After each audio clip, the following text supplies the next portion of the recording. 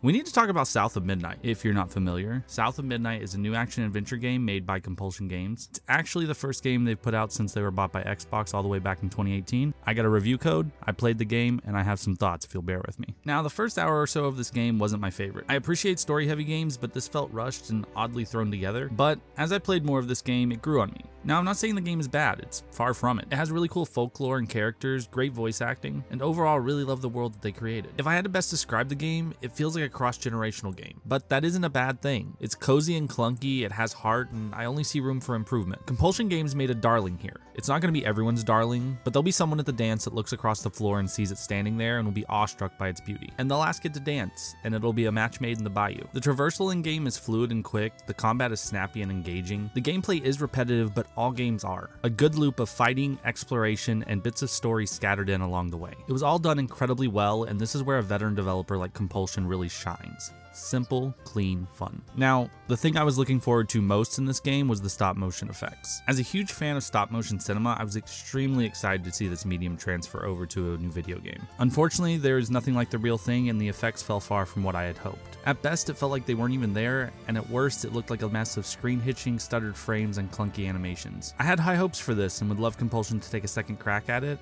but as for this game, it felt entirely like an afterthought. Which is a shame because the beautiful opening reel for the game really set the standard and my hopes high. In the end, I'm happy with the time I spent in Prospero. Hazel was a delight to play as, the voice actors did an incredible job with their roles, and the story was beautiful. I hope to see a sequel to this folklore frenzy in the future someday, and I'm happy AA games such as this are still being funded by big publishers. As always, like and follow, games are hard to make, and go show the devs some love.